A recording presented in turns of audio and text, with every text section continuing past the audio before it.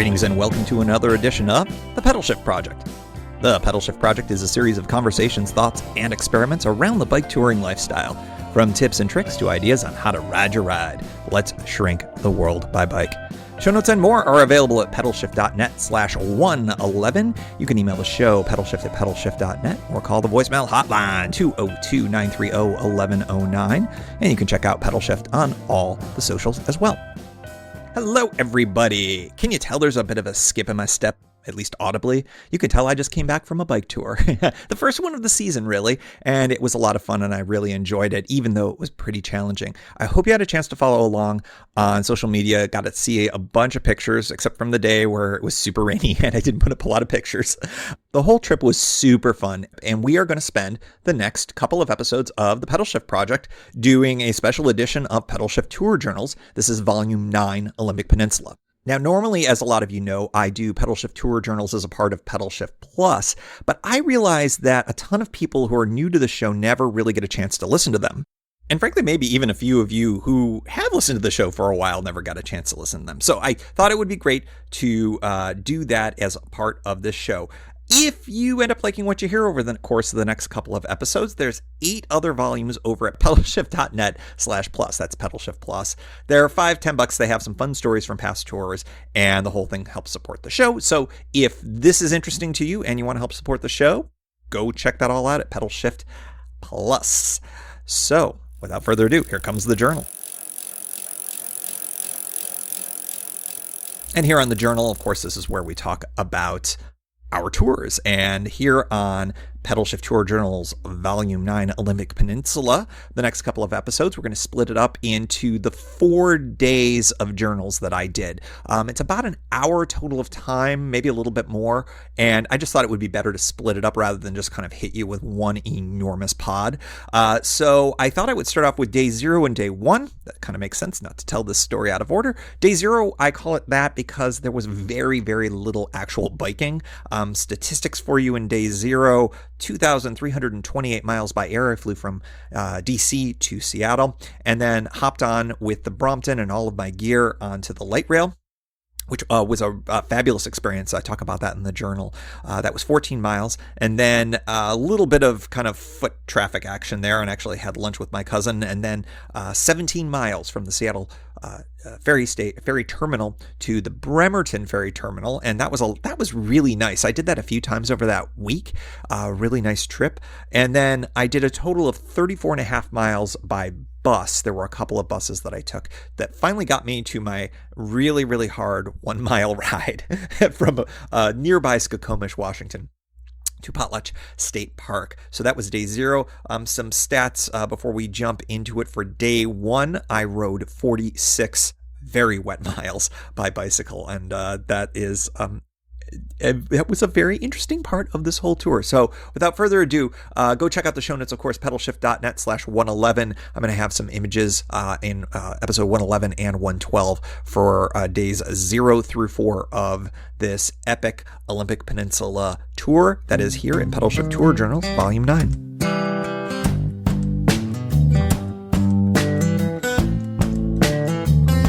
So normally when I'm doing the first recording for the first night, it's kind of a day 0, right? Because there's not a lot of biking.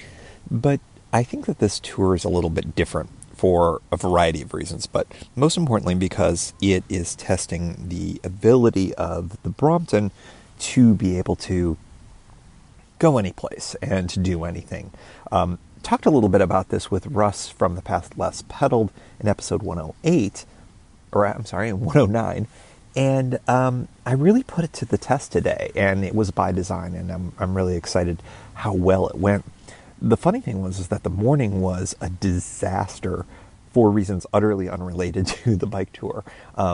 It had everything to do with the Jeep that Kimberly and I have, and how it was giving us problems, and it created a huge issue to get me to the airport. So we had to abandon that, and I had to go with a car share, which I was grateful that that was an option sort of at the last moment there, but it was kind of a bummer, and it really set off the day on the wrong foot, because when I leave on a bike tour, even if it's just a week, that means that a lot of stuff falls on Kimberly to do, and I know how much there is to do because when she goes away for a week, I have to handle all of the things that we have with the dogs and the house and all those other types of things. So it was frustrating that all of the things that I did to kind of leave it so that I could leave on a nice high note with no drama or anything like that, it was all for naught when I was all worried that she'd be having to deal with the flat tire and all the ramifications with that. Ended up that it turned out fine, which is good. But it wasn't a great way to leave, and that was kind of an unfortunate thing. And there were just a whole host of things that made today feel sort of cursed from about 6 a.m. until about 8 a.m., give or take. But once I was in the airport, things got okay. I've done this enough times with the Brompton that I don't stress about it anymore. And I've talked about this on the show before. Basically, there are certain places where folks at airports want to tell you no because it's their job to. Lots of people bring lots of stuff onto the plane, and often too much stuff. And that means that they try to reduce the amount of stuff that people can bring on. And so when someone sees something like a folding bicycle, well, that just doesn't fit into the realm of, oh, that's allowed. So that's why I always go into stealth mode with it. And so I had some pretty good luck with that today. I kept the Brompton cover on it from the moment I left the house until the moment I was dropped off when I was first ready to ride it. And that was many, many hours later. So the cool part was that it worked like a charm. I've gotten to become really familiar with what position it needs to be in for me to be able to pick it up by the handle, what position it needs to be in if I want to roll it. And that's been something that's taken a few years to sort of get the handle on and get a hang of. And it's really important because, when you're trying to move and you're trying to make connections, and I had a lot of them today, you want to do it in an efficient, speedy way. And today I felt really good about all of that. So to back it up, I was fine at the airport, got on the plane, no problem. I will say membership has its privileges. Now that I'm an MVP member, woo, I was able to get on the flight early, which meant I had no problem putting it up in the overhead. I got a couple of side-eye glances, but I found being super friendly to people is a really good way to disarm and to make sure that you're not trying to hide something. If I was asked the question, which I wasn't on this trip, I've been like, oh yeah, it's a folding bicycle. I've flown with it a lot of times and it fits just fine. Didn't have to do that. Everything was totally cool. Now, I don't know if that's because maybe folks on Alaska Airlines are more apt to see these. Who knows? But I got it on, got it up in the overhead, took the celebratory picture, which hopefully many of you have seen, and then sat right down and didn't move from my seat the whole flight. And man, we moved. For going from east to west, normally it's the slower one because you're going against the jet stream. Maybe it was that nor'easter that was hitting the northeast during this time. But man, we flew. I mean, well, of course we flew, but we went really fast. And it was, I think, 40 minutes early landing, which just made everything so much easier, knowing that my connection to get to the ferry was going to be easier, that there was going to be time, all of that. And it was so early, in fact, that I was able to even have lunch with my cousin, which was a real treat because A, I wasn't sure I was going to be able to get food after flying across the country like that. And B, it was nice to see him, which was really cool because he was working downtown, and it turned out it was super easy for him to come say hi to me and for us to get a teriyaki bowl nearby. And that was pretty cool. So that was great. So there I am, downtown Seattle. By the way, big ups to Seattle's Link Transit, the light rail. That is a really cheap, really efficient way to get into downtown Seattle. Highly, highly recommended. With the Brompton, it was really easy. I think that, I'm not sure if they allow full-size bikes on it, but very, very, very efficient and much cheaper than other options to get into town. I couldn't recommend it more. In any event, I was in downtown Seattle. It was a relatively short walk. I split it up because I had, where we had lunch was about halfway to where the ferry was, so that worked out fine. I probably would have ridden it if I was pressed for time, which would have been tricky because the one thing with the transformation from flying mode into bicycle touring mode is that I had to affix the saddle to the dowel and then strap on the backpack for that. No problem. It works pretty easily. But the problem with that is that it's a zip tie system that I do. And once you do it, you either have to leave it on or you cut it off. And I tend to, once I put it on, like to keep it on. And so I'm glad I didn't have to ride. I could have with a backpack on, but it would have been really unstable. And I don't think that would have been a good idea. So it was good that it was close enough that I could roll it on its rack wheels to the ferry area. Pioneer Square in Seattle, I'll tell you, they love putting crap on the sidewalks. It's not like one smooth sidewalk. It's like there's bumps and ridges and everything, and it throws my wheels off all the time. It's pretty funny. Paris, the same way. I know, boo-hoo, Tim. You take your Brompton to Paris and to Seattle. Boo-hoo, I know. So in any event, got to the ferry, no problem. And on bikes, normally you go on with vehicles, but I had the Brompton, so I thought, I'm in stealth mode. Why don't I just go on in the passenger area? And although I had to carry it upstairs for that, it was no problem. Got up and in, and it just worked out really well. It was much smoother than having to deal with the boarding allocations that they normally do, having to get up and wait until cars go in or being the first or last. It's just, I found that to be a little bit of a pain. It's not that hard, but since I could be treated as a walk-on passenger, I took advantage of it, and that was really good. I was a little nervous going in because I realized it was an hour-long ferry ride, and if you listen to the show at all, you know I am a certified landlubber, and I do get motion sick real easily. But the water was, on the Sound, was just crystal, what do they call it? Like a sheet of glass. It was super smooth.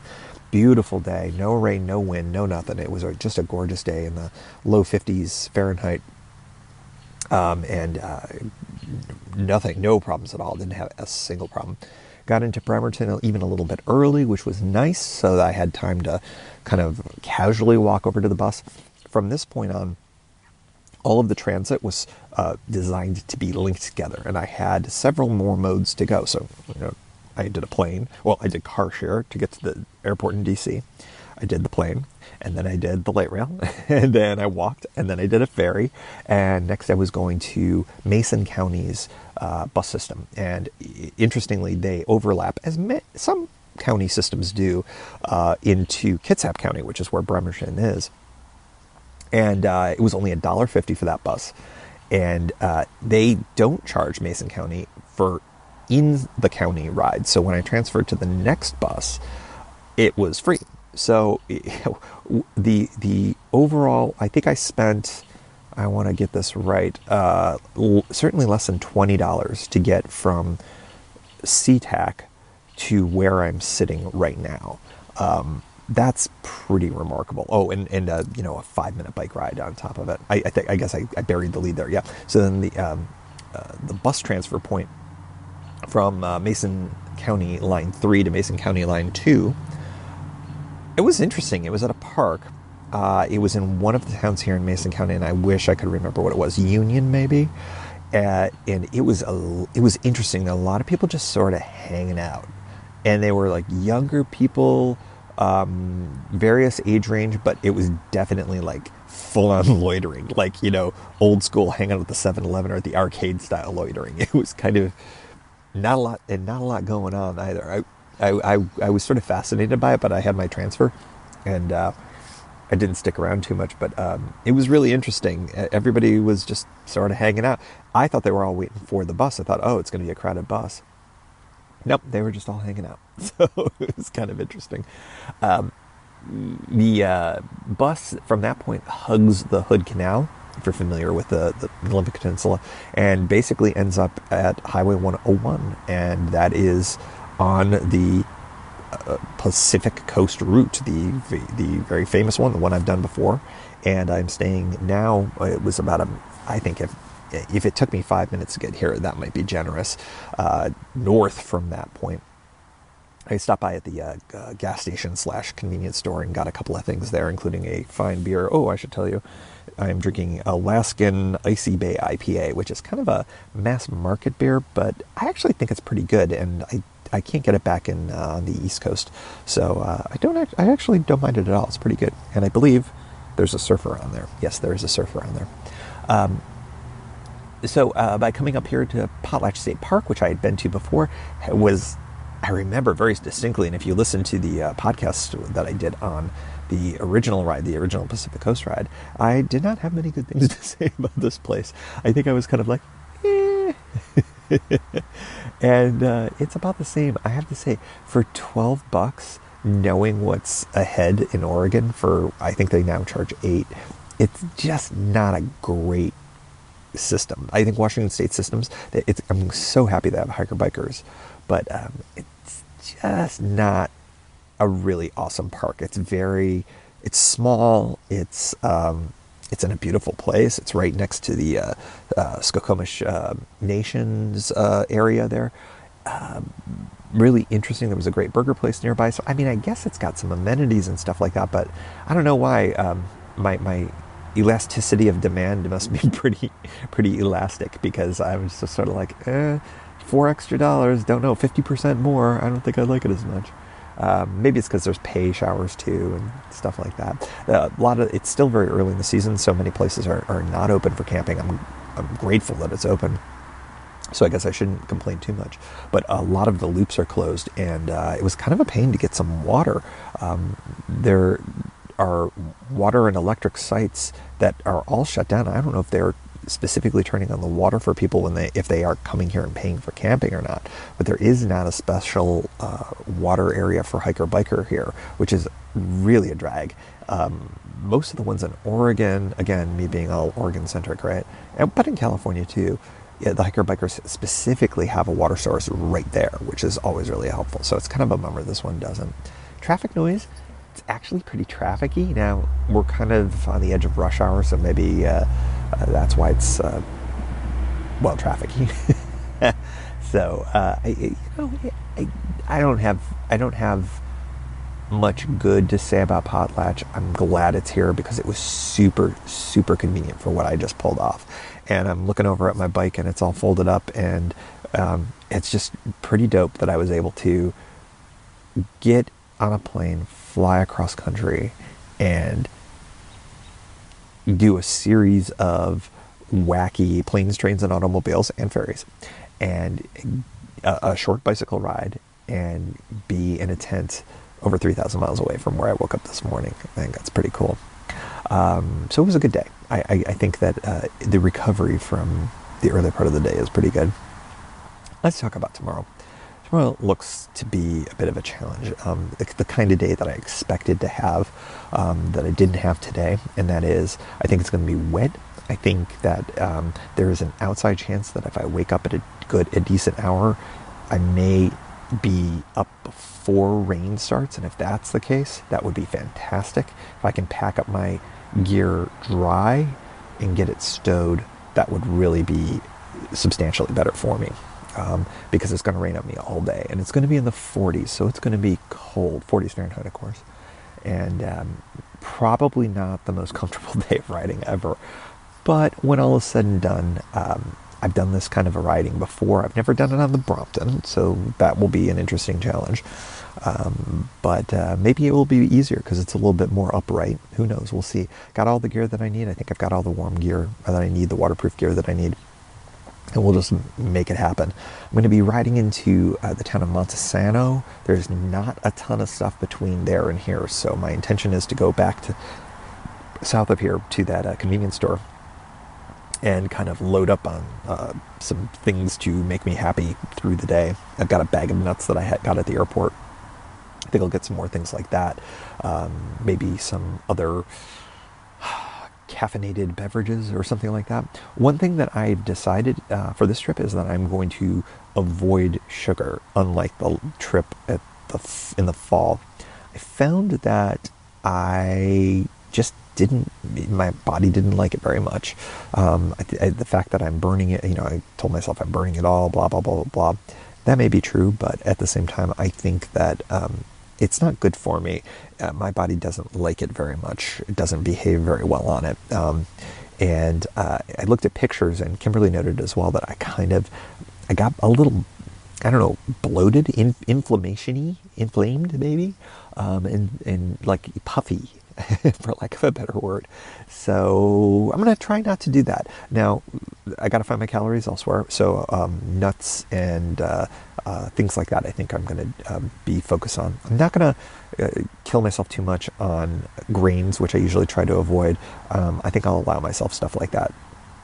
So I'm breads and things like that, because that sometimes it's just easier to deal with that rather than seeking out just vegetables or something like that. Although I would really like to keep eating those too. Montesano's got several restaurants that I've been eyeballing as sort of the place that I'll go to, probably soaking wet and cold, in the afternoonish hours tomorrow. Hopefully I'll have enough time to be able to go there, eat, have a good meal, and then go to Lake Sylvia State Park, which is about a mile or so outside of town. It's a little bit uphill, but I don't think it's that bad of a grade. So I'll get up there, and I'll pitch the tent and climb in. I think it's going to be raining during all that time, so not super ideal. But if I can get the tent up and I can get it up quickly enough and have a reasonably dry place, then I can get all my gear in and get underneath the canopy and go from there. It would be really nice if there was a covered area there as well. That would make things a lot easier, but if there's not, I will deal with it and shall be fine. Got my camp towel to kind of dry out things inside the tent as necessary. I've got bandanas, all those other good things. So like I said, if the tent can go in dry tomorrow morning, if I can beat the rain, that'd be really good. So we'll see how that all goes. I'll keep an eye on dark sky to see what it's forecasting for tomorrow. It does look like there might be a spurt of rain in the middle of the night, which would kind of end up meaning it doesn't matter, because if things are a little bit wet, then well, they're wet. But if I can get away with the things being dry, that'd be amazing. We'll see how it goes. Temperatures tonight are going to go down to about 40, which should be just fine for me. That's about when I can tend to get a little bit on the cold side, but I actually have more warm gear than I normally do, just because I knew that the possibility of it being really warm during the day, being very cold during the day. So I don't think it'll be that big of a deal. I think things will be all good and all right. So that's my excitement. So planning for a big day tomorrow, and planning on conquering what the Pacific Northwest can throw at me. The good news is tomorrow is going to be the worst weather day. It's one of my longer mileage days, and I think it's just going to be just fine. And I'll reward myself at the end of the day, and I'll probably sleep real good tomorrow. So until then, have a good night. I don't know. I'm going to bed.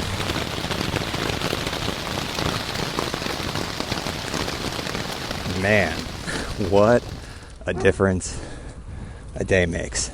I'm in Montesano, Washington, and I am rolling towards Aberdeen, which is off route for me a little bit. Not a lot, but I have more time today. And frankly, after yesterday's ride, so yes, I am not recording this on the same day as the day one ride, and the reasons will be pretty clear in a minute. I decided to do something a little more touristy, maybe a little more on the fun side, and that is to go to Kurt Cobain Landing in Aberdeen, which I understand is pretty understated, but a spot I think I'd like to go see. And if I'm feeling really stalkery, I can swing by the home he grew up in, which is apparently around the block. Not sure if I'll do that. But yesterday, okay, so when we last left, the temperature was fine. The weather was gray but dry. Then about sometime in the middle of the night, and I'm going to estimate that it was somewhere in the 2 a.m. to 4 a.m. range, pretty much all hell broke loose. The rain started, and it wasn't just kind of, whatever, kind of drizzly rain, which is frankly kind of the norm in the Northwest. It's kind of not a rainstorm, it's more like a spitting, as we used to call it. The tribes of the area have multiple different names for rain, or words for rain, I should say, in the native languages. Whatever it was for this one, it was one of the harder ones. Pardon the traffic here. I'm on Pioneer Street West. Pioneer Avenue, pardon me. So I knew at that point that my day got tougher, which was one of the things that I was pretty prepared for, at least on paper. And so the idea then of, oh wow, I'll get up as early as possible and pack up everything dry, well, that was out the window as soon as the tent started to get a little wet. And then it got a lot more wet. And by a lot more, I mean I've never been in this tent before where it had that much, it was that soaked. And that was true on all sides of the tent. Of course, you got a ground cloth, but you're still going to get water intrusion underneath. Everything was fine inside for almost all of the night. I was sort of fitfully sleeping because I didn't put my earplugs in because it was relatively quiet, but the rain was kind of noisy and it was off and on and would wake me up and would remind me of the day to come, as I would check the weather forecast and realize that it wasn't going to stop until the next day, or late that day. So the alarm went off at 6, and I said, no, if I know I'm going to be wet, I may as well wait for it to warm up a little bit, because not only was it wetter earlier, it was colder. It wasn't even getting out of the 30s for quite a while, actually. So rather than kind of subject myself to the hello hypothermia, I decided to wait it out a little bit, and I did for a couple of hours, and I even considered staying and calling it a 0 day and figuring out some other way to cobble together some stuff. And I have to wonder if that wouldn't have been a better idea, except for one factor, and it was the thing that got me out of the tent, and that was, as I previewed before, the tent was really starting to saturate at the tarp. And there are always fail points in any tarp, no matter how good you seam seal it. It's usually around, seams, of course, but also around zippers and things like that for the vestibules.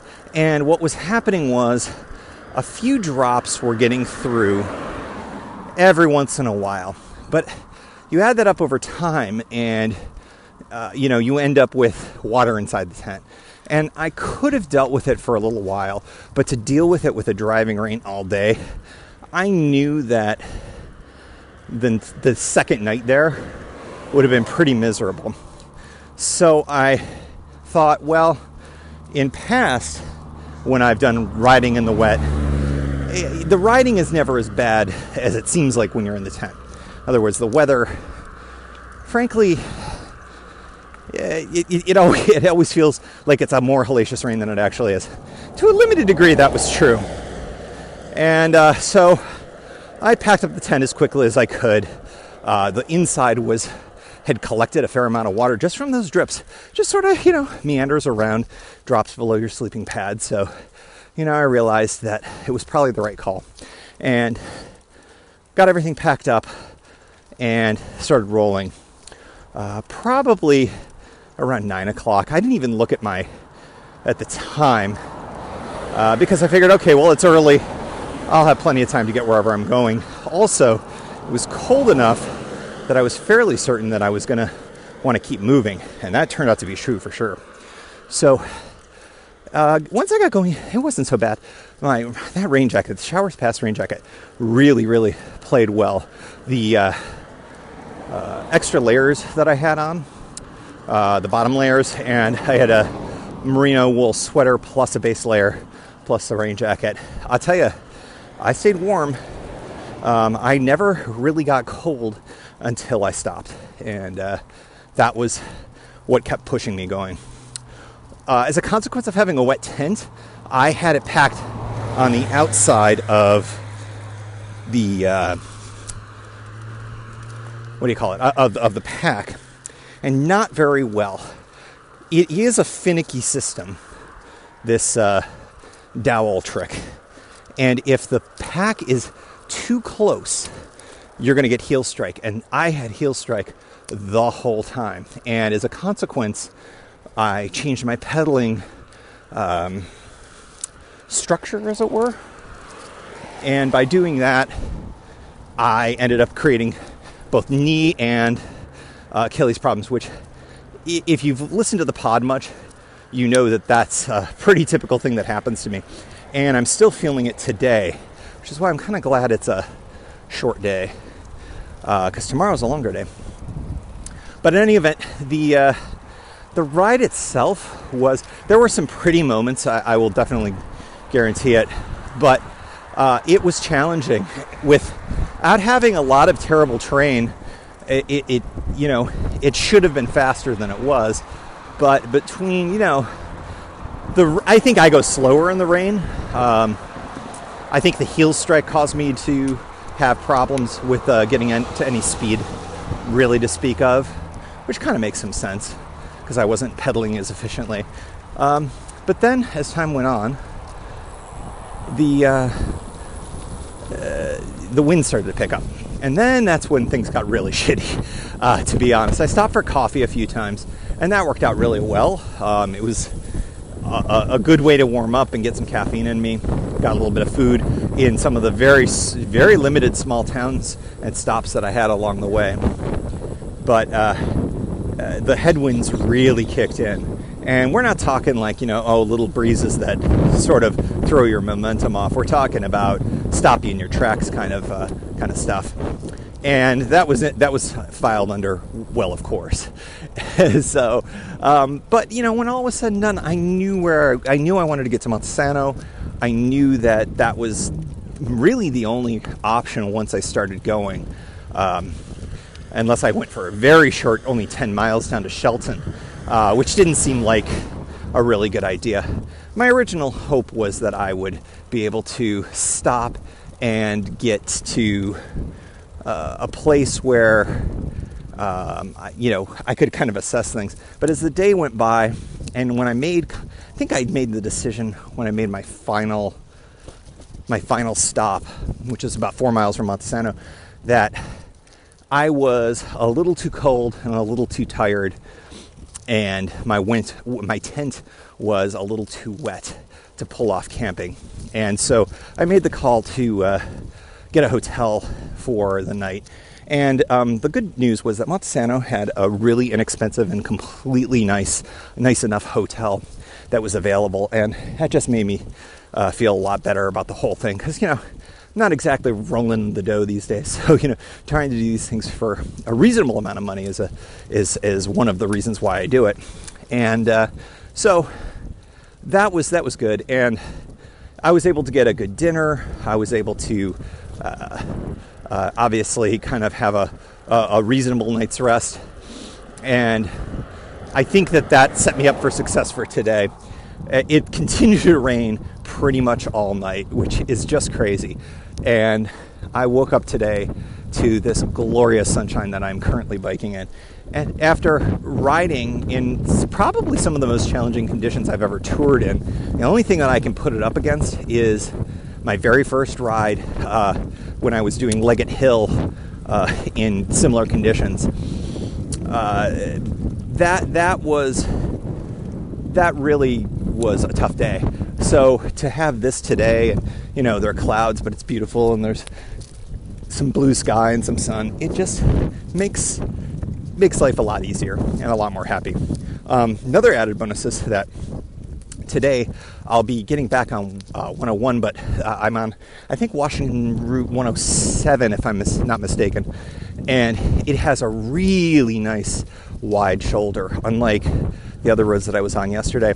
It never really bothered me because they were very quiet roads. And the traffic was really respectful. Shout out to the logging trucks. They were pretty good. They gave decent berth. I had a remarkably good luck with the motorized traffic yesterday. So that route I think is really good. It is different than I did in 2014 on my Pacific Coast route. Interestingly, I would say my worst day of the 2014 travels was that stretch as well, even though it was a slightly different room. So I think I'm a little bit cursed in this area. That was, again, headwinds, which are totally common in this part of the state. So if you are planning on riding in Washington State, that is something to bear in mind, and know that you're not probably going to make your usual Strava recorded time records because there are conditions that typically work against you. Winds are light today, and it's just a much more enjoyable time. I'm rolling right by a beautiful horse farm. A couple of horses wondering why some rando guy on an orange clown bike is talking to himself. Bikes performed really well. I have no complaints. It was interesting. I had to adjust the saddle height right before I started recording, and I was feeling it in the knee and in the Achilles, but now, having ridden with it properly adjusted, the kinks have really worked out in both, so I think today is going to be much better, and I think I'll be much happier. Tomorrow, a little preview for tomorrow, is a longer day, and it wouldn't have been as long if I had been able to go all the way to Bay Center today, but as I had mentioned on episode 110 of the pod, it is not available to me at this time, and that's fine, although I did like that area. I'm looking forward to tonight in Raymond at the Pitchwood Ale House. I didn't get any beers last night. I just was not feeling it. I think I might tonight, depending on how today goes. I'm feeling very good that today seems to be. I don't have the rain jacket on. I have my layers on because it's not going to get out of the 40s, but I'll tell you what, it's a big difference between drying in the 40s and wet in the 40s, and lighter winds too, it seems. So that I feel lucky to have all of that. Fortunate, maybe is the better word. So that's it for the hardest day ever, and a preview for today's ride and tomorrow's ride. Catch you later.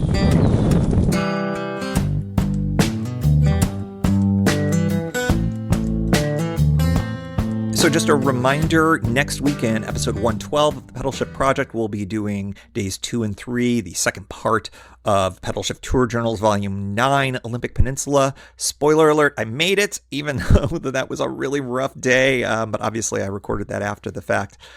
It was, things improved dramatically from a weather perspective, and it was fun to be able to kind of talk a little bit more about touring the Olympic Peninsula with a Brompton and all of the various kind of adventures that came about as a result of it. So I look forward to sharing that half with you next week.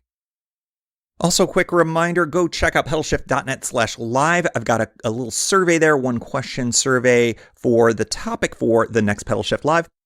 I'm looking at doing that later in the month of April. I will have more details on that in the newsletter coming up for the April newsletter, or at pedalshift.net, also on the socials as well. Looking forward to doing a new version of the Pedalshift Live extravaganza, but would love to get your feedback on what topics to cover. Gotten a lot of great feedback so far. A whole bunch of different topics remain in the running, so go in there, pick the topic that you're most interested in, vote, and we will go with popular demand on this one, and maybe the second and third place ones we'll do for future episodes as well. So do not fret if yours is not taken. Pedalshift.net/live. Go fill out the very simple, very quick, very easy survey.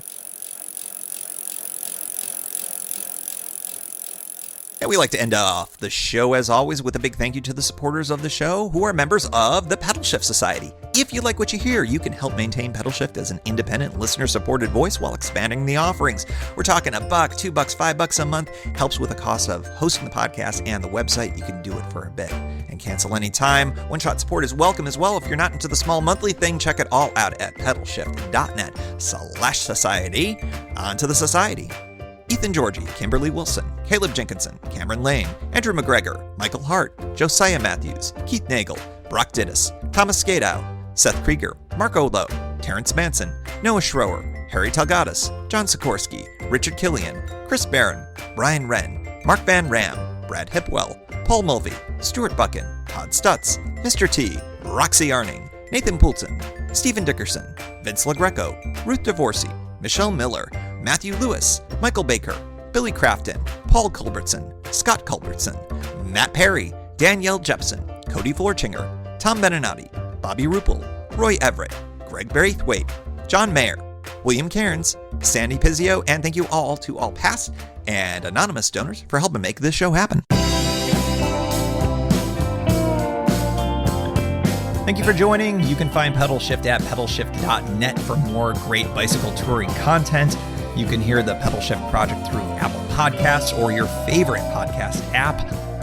Opening music courtesy of Jason Kent off his self-titled album. The track is called America. Check out his band Sunfield's latest release, Mono Mono, wherever cool music is available.